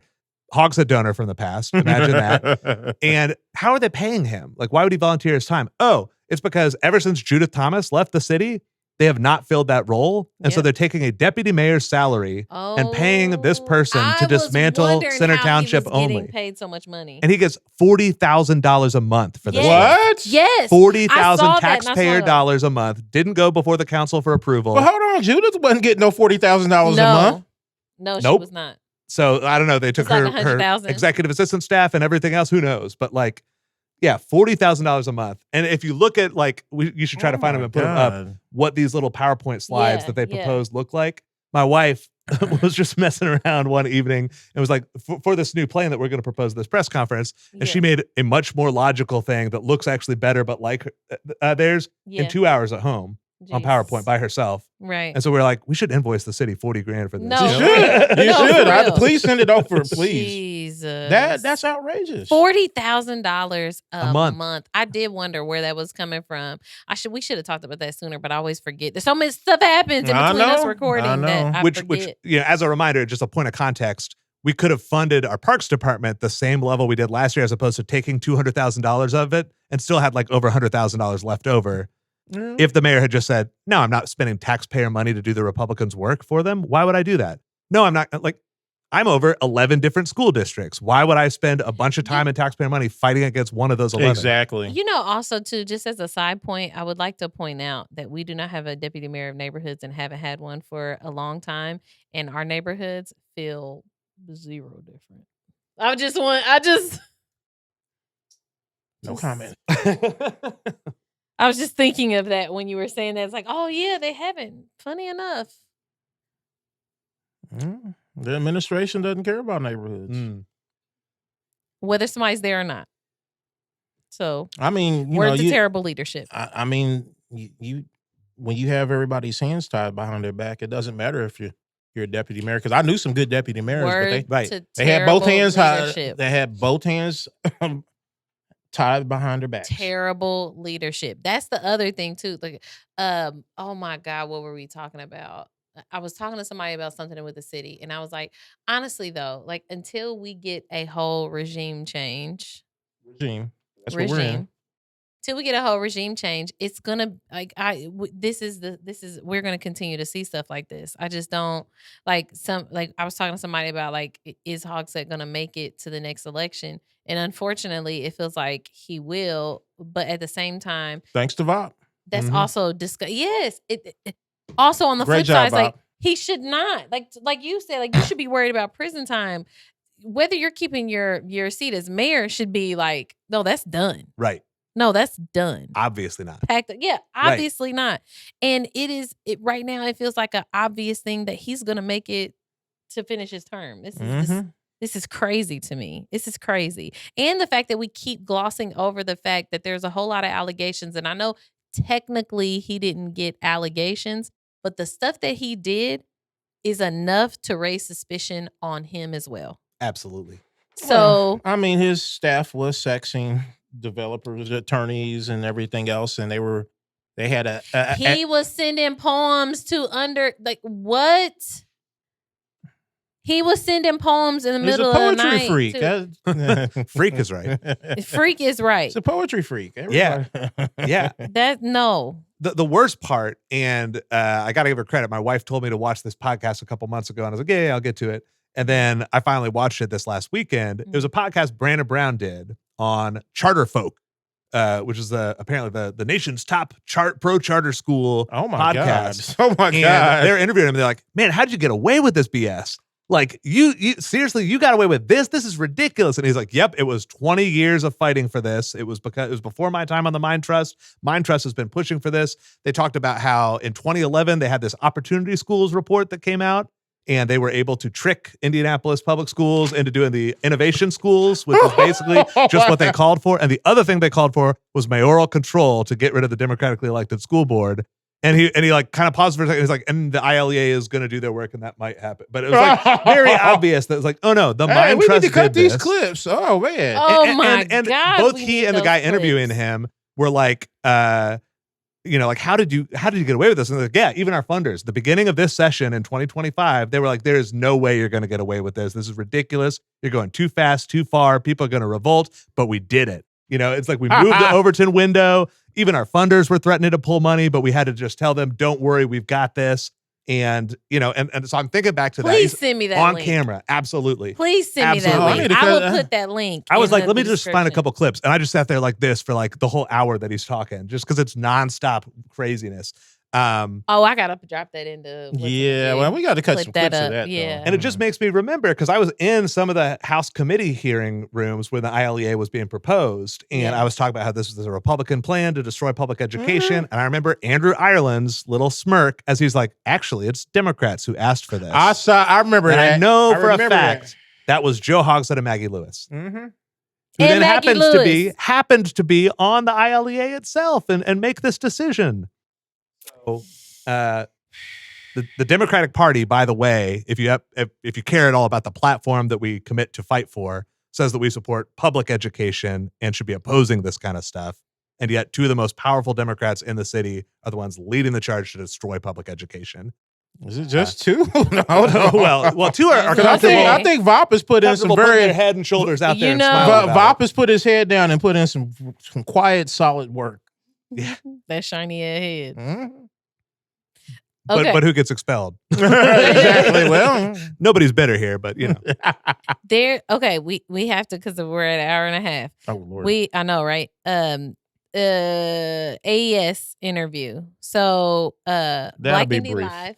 Yeah. Black Indie Live and Wild Style at the last minute was pulled in. They had an interview with AES to talk about like their billings and these like deposits that showed up on people's bills, $600 in some cases. Yeah. How was that?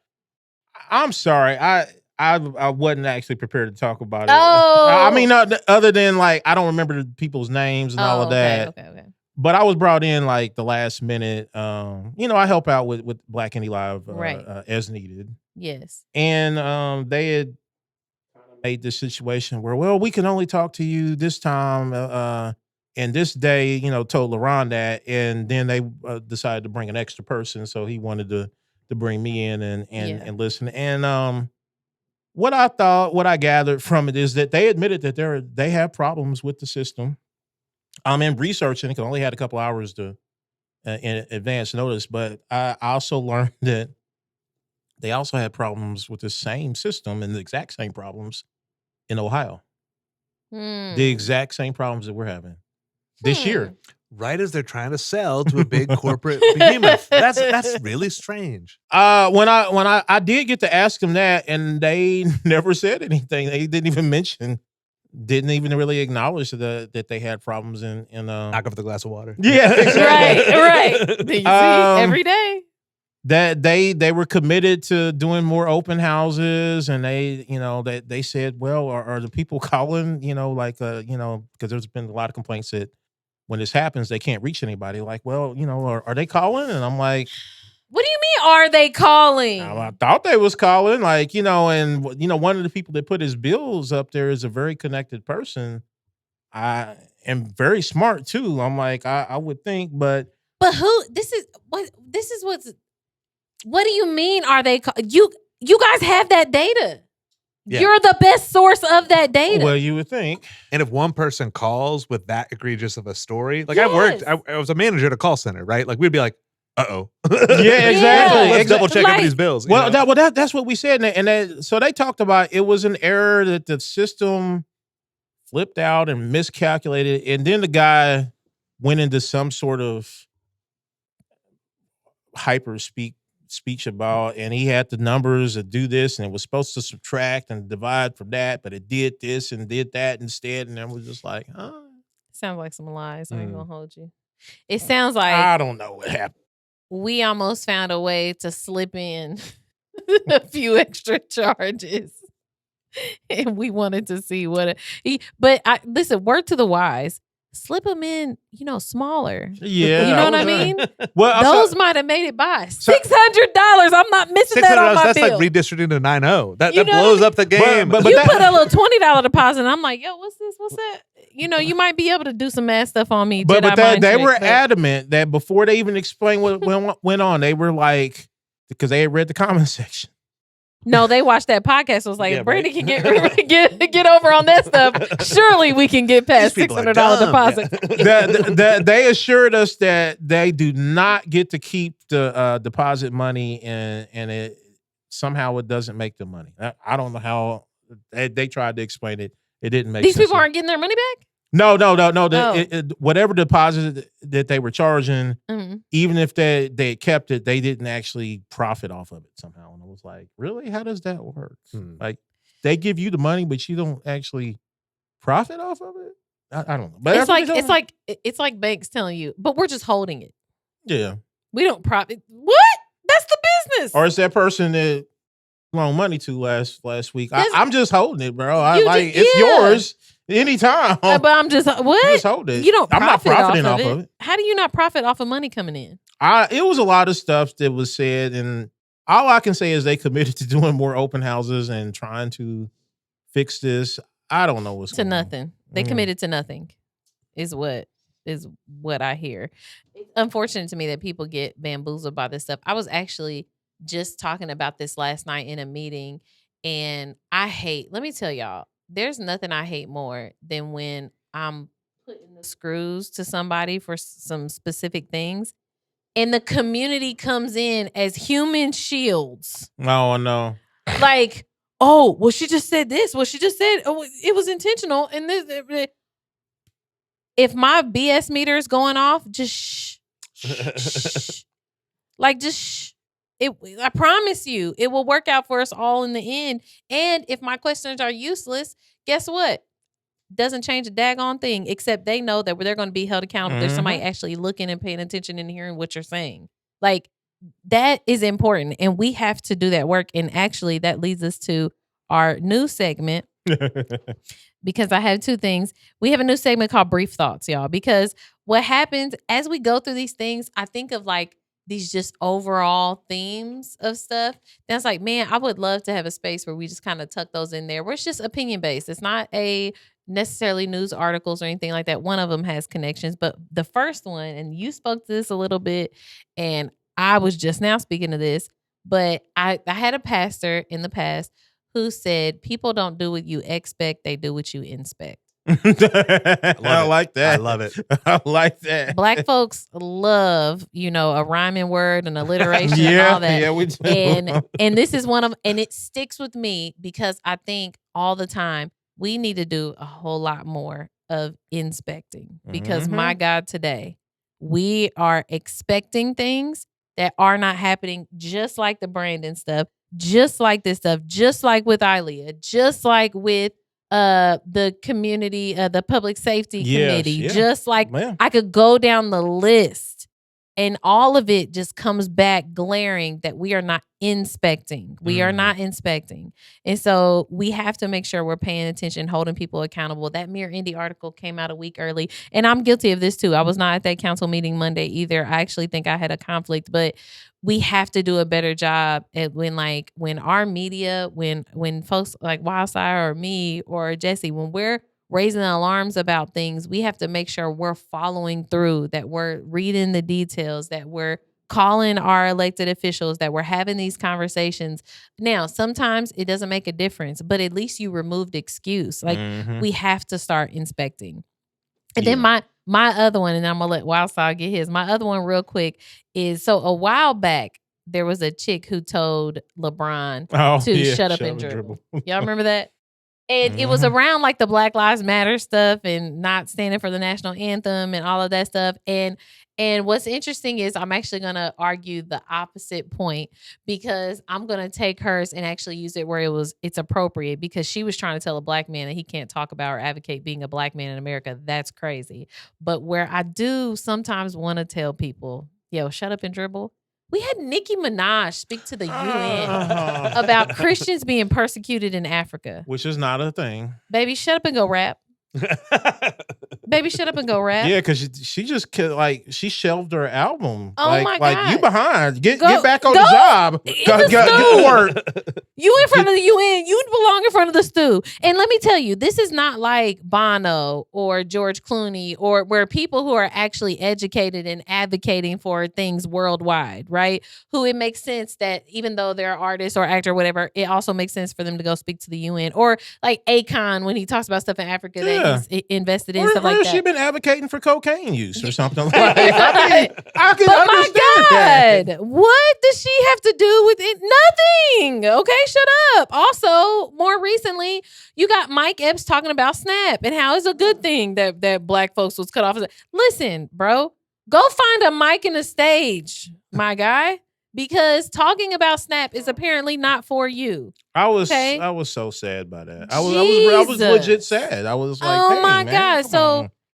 the shut up and dribble. We probably I feel like that could be just a standing like. But Malcolm X talked about black celebrities running into this stuff, and some of them aren't educated about it. I beg you. This is what I beg you. I am not one of those people that's like, you cannot speak on things outside of like I'm not trying to box you in. What I am saying is go get educated before you say and do dumb things. That's because it's dangerous. Because it's times dangerous. like this is very dangerous. My God. And you had one too. You had a brief thought.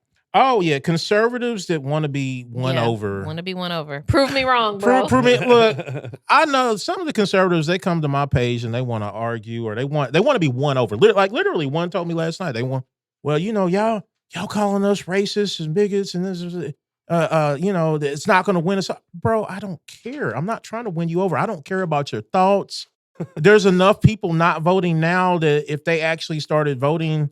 Those people that actually care about their communities and neighbors and people, other human beings that aren't sociopaths, if they voted, I don't have to deal with you, and I'm not going to deal with you. I'm not going to prove nothing. I'm not going to argue with you all the time. If I go back and forth, I think, okay, maybe they just misunderstand, or I'm entertaining myself, which happens a lot on social media. That's what. Y'all, nobody cares. You wasting your time, my time, everybody's time, and all you're gonna do is end up being the butt of one of my jokes. So just be done. But you know what? Not just conservatives. I'd venture to say I did that to Ron Gibson. Remember when he got on my post? Yeah. Fool, they need to get rid of you and this data center. What? Get off my post. Yeah, we're not gonna debate. Care. I mean, I'll debate it if you want to, but it ain't gonna go far. But it's like a Charlie Kirk thing, right? It is. They think it's supposed to be that. Like, I don't think you deserve the right to exist. Prove me wrong. Right. It's like, we're beyond talking. That's not how that works. Why? Why would I talk to you anymore? Like once I've classified you as a clown, I expect you to do clown things. Yeah. I expect you to say clown things. All of that. So once I put you in my mind as a fool or as ignorant, I no longer want to hear anything that you have to say. You're not going to argue with your dog about drinking out of the toilet. You put the damn toilet seat down. Right. That's a fact. What? Like nobody. Come on. Okay. The rundown. We're here. The rundown. Oh, it's first one. Nick Roberts has an evil twin? He does. I am infuriated that all these people knew about this all day and I didn't see it until the night. I'm like, nobody said anything. He is a dun dun dun. I'm looking. I'm like, why did the indie star misspell his Nathan? Why does he have a mustache? mirror Nick Roberts. Waluigi, yeah. Wario. Oh my God. I've never been so confused in my life. I'm like if I did drugs or something, I would have been like, what? What is going on? I'm looking, I'm like, oh my God, that was so funny. Yeah. I know some people who like double clicked on the picture, like, are you sure that's not? I was like, I promise you. I saw it on Instagram. I see him speaking and I'm like, why does it say Nathan? Like they done messed up his name and everything. And I'm looking, I'm like, somebody needs. Is that Nick? Well, who is this? They need to do a half and half, like Two-Face.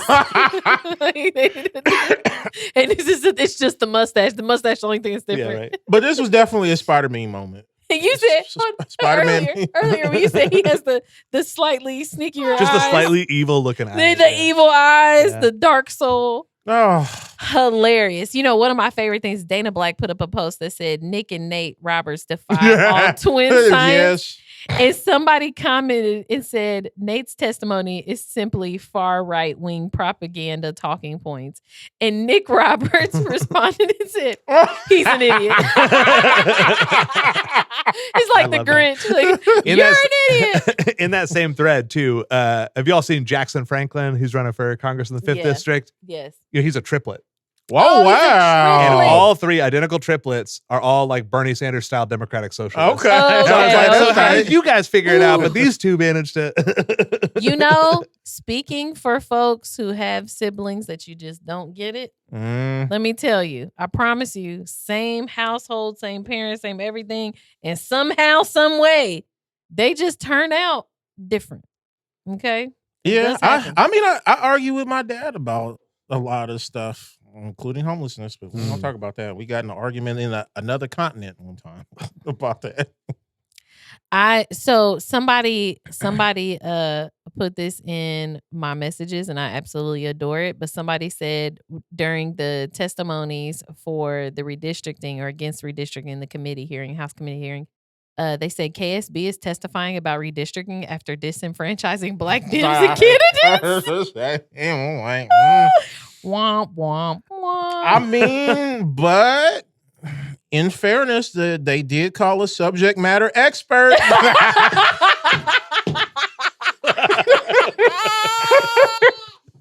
Woo, man. I'm sorry if that broke my pledge. Oh. It didn't. Oh, I've messed up. It didn't.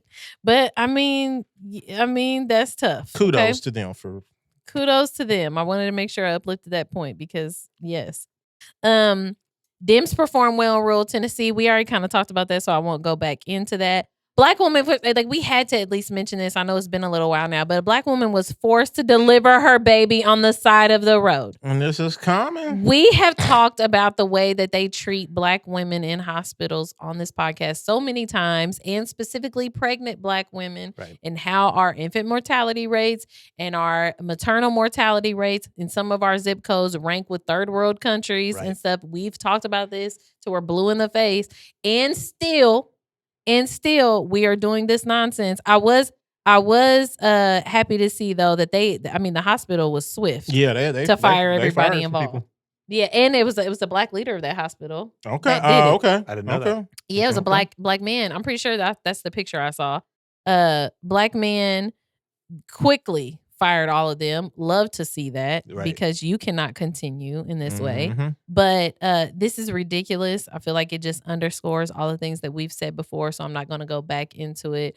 The birth fund, as far as I know, is thriving. Praise God. But we need these kind of things across the state. And also just to remind folks that racism is alive and well. It hasn't gone anywhere. Yeah, maybe if black people say that they're in pain, they're in pain. But how come everybody's saying that? Huh? Everybody that comes to the hospital says they're in pain.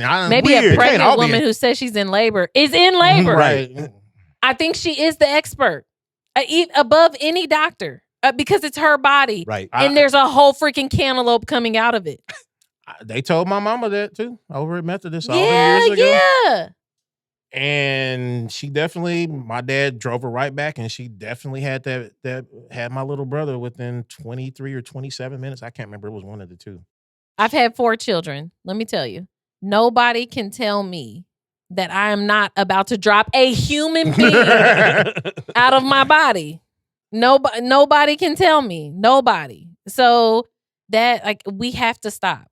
Like, we have to stop. We have to start correcting these things. And this is why. And just like in the redistricting stuff and the stuff not being based on race and blah, blah, blah. Guess what? Racist people ruined that a long time ago. Yep. You made everything about race. And now we have to at least consider it in everything because of what you did. You set us on this track. I would love to say that we could all be colorblind. And merit and excellence. Yes, merit and excellence. And no, but not even consider race. And we would love it. Right. That's not the reality, though. And keep in mind, this is the reality you created. You created this Correct. reality that we have to now, like, counteract. So now we can't ignore it. It is there, and it's ridiculous. Last thing, I had to copy. This is the title of the Black Indie Live article, and I just had to put it here, y'all. So we all know that there was a shooting at a Fisher's bar. In the bar. In the bar. Okay. We very rarely actually get news coverage of these kind of things, but wouldn't you know, it happened. It doesn't just happen in Marion County. It happens in Fishers and other places as well, or Indianapolis, I should say, in Fishers as well. But the title was The Legless Man Accused of Killing Man on His Birthday After Dispute Over Vape Pen. Insanity. The wheelchair mafia rides on Fisher's boy. And that boy was racist, man. They had pictures from like 2011 in the caption. It looked like he had legs then, by the way. And he said hunting niggers. Oh my God. Swear. I didn't even see that. Oh, yeah. Let me tell you, I saw a legless man accused of killing a man on his birthday in a dispute over a vape pen, and I said, they're white. Yeah. Immediately. What? Immediately. There's certain stuff that like we might kill each other over, but it's not gonna be that. Immediately. Okay. You tell me somebody got killed over a dice game, they're black. They're black, yeah. Immediately. A vape? But a vape pen in Fishers, and I ain't got no legs. I'm laying you down. Yeah. You're white. I'm sorry. But I just pure insanity. And I hope they get it together. You know, I mean, let's be honest. The day before that happened, somebody took a gun to the Hamilton Southeastern game. The day after, or 2 days after that, they found a gun at Fishers High School. And then the Carmel, they arrested the one person at Carmel Clay Schools for fudging the timesheets and stealing. It's like, it's been a crime culture up there. It is a crime wave. Parents just don't care about their children. Nope. You know, hopefully Beckwith sends in the National Guard. Need something to do. Oh, and you got Beckwith up there anyway, but they need to send in the National Guard for real up there. This White People's Business Rundown was brought to you courtesy of Jesse Brown. White people send all comments and complaints my way. So that is a wrap for us, y'all. As always, like, share, subscribe. Let us know what you liked. Let us know what you didn't like. I would love to hear it. Not promising that it'll change anything, but and it could even get worse. But anyway, but share. Also, let us know what you want to hear us talk about, y'all. There's just too many things for us to be able to cover. Look, we're almost at 2 hours. Like, it's just too many things for us to be able to cover everything. So if there's something that's specific that we have missed or that we have continued to miss, please let us know. You can obviously hit up either Wild Style or me individually, or you can comment in our videos. I do try to make sure we keep up on those. Other than that, we're working on something special for our year anniversary next February. So keep your eyes peeled for that. Super kicking around an idea, maybe a live podcast situation.